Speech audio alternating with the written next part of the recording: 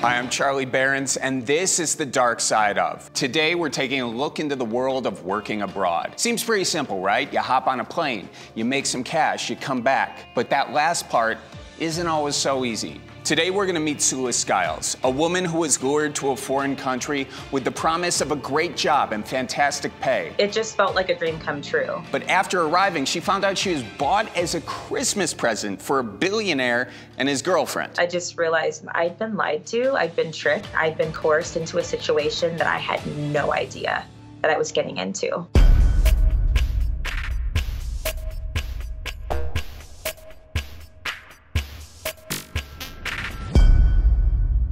Take us back to that time in your life. What were you doing? Where were you living? So about 14 years ago, I was a very young and naive model. I just got hired with a model management company and was invited to this billionaire's home for an event. And upon leaving, I was approached by him and just, hi, thank you for coming. You know, I hope I get to see you again. And I didn't really think too much of it. A couple weeks later, I was contacted by his people and I was offered a modeling job with his clothing line, and they were going to send me to another country, all expenses paid.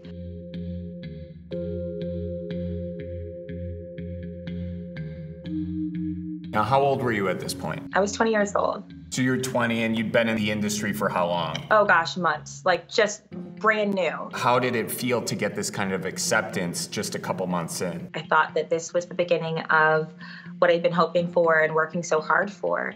I got on the plane with a one-way ticket and had total confidence that I would be shortly returning home to the United States. Arriving to the airport, I remember like going and fixing my makeup and making sure that I was, you know, presentable after a long flight. And I was picked up in a luxurious vehicle and like whisked away to this resort.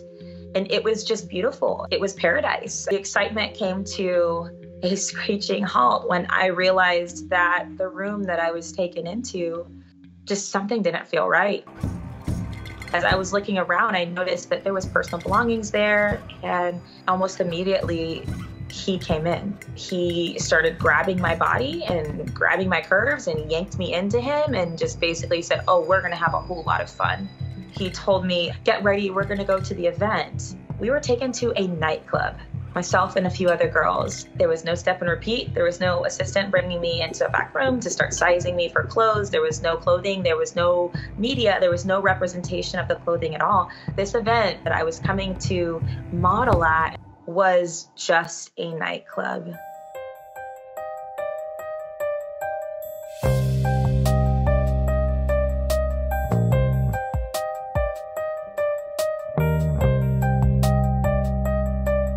As we were seated, one of the girls pulled me close to her right when he stepped away. She said, I don't want the same thing to happen to you that happened to the girl that just left. You know, she was raped, she was beaten. She said, just be good, just be good. And that was the moment I realized that I was in a really bad situation and I had no way out of it. I didn't even have an international plan on my phone because I was that confident that I would be safe on this modeling assignment.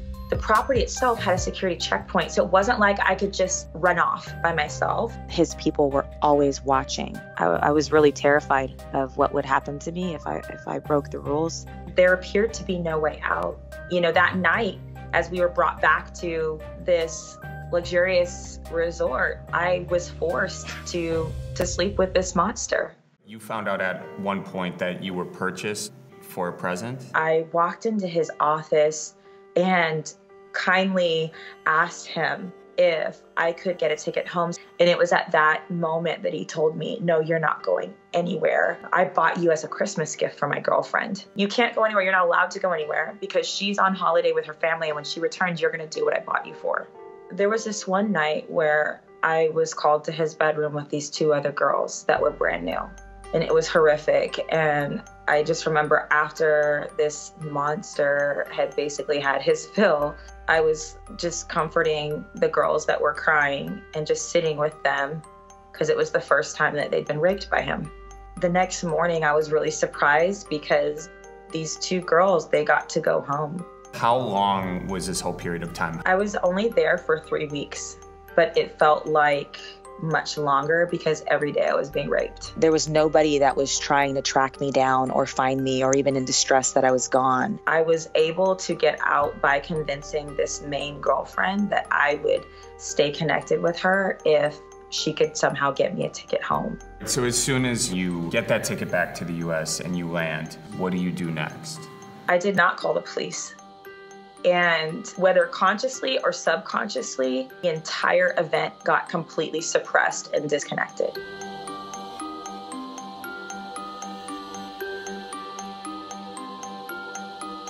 I started living as if I'd never been trafficked, as if I'd never been raped, as if I'd never experienced all of the vile things that he did to my body. It was completely erased from my memory. And then what was the event that brought it back out? I was speaking at a women's conference and I was sharing my life story to inspire women and bring hope that they can overcome, they can survive. And after speaking at that event and seeing many tears and many women that were moved and finding healing, I just had this moment where I knew there was something that I didn't share. I realized that this is part of my life that I was going to give away too, that I would give this part of my life away so that someone else could get hope and that someone else could survive, so that someone else could find healing. When you finally did remember what happened, did you take any steps to talk with the police or to find some sort of recourse for justice? Well, it's really hard for me to get into detail in answering that question. I have reported this. But this man has appeared to be pretty untouchable even over the last 14 years.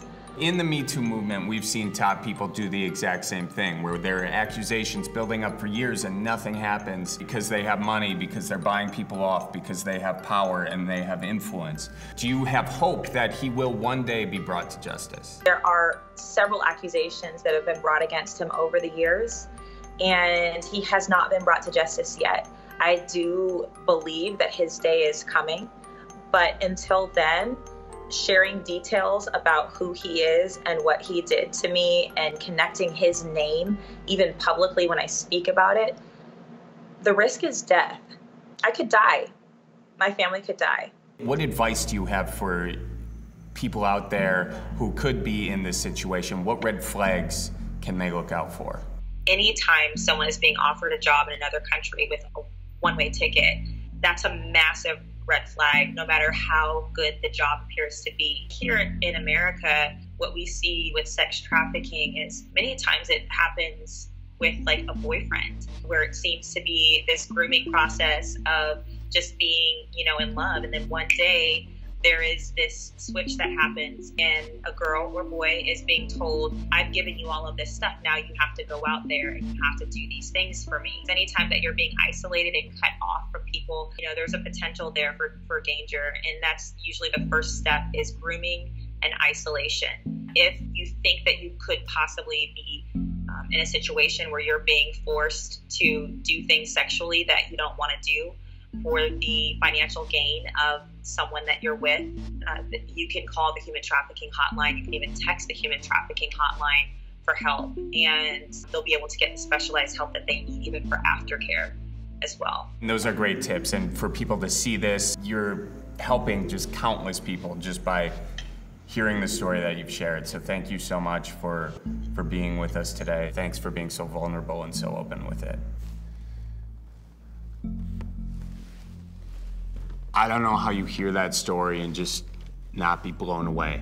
And the crazy thing to remember is those Sula got out, there are so many more, countless victims who will never see the light of day. But if Sula sharing her story helps just one person never get into that situation to begin with, then this was all worth it. I'm Charlie Berens, and this is The Dark Side of.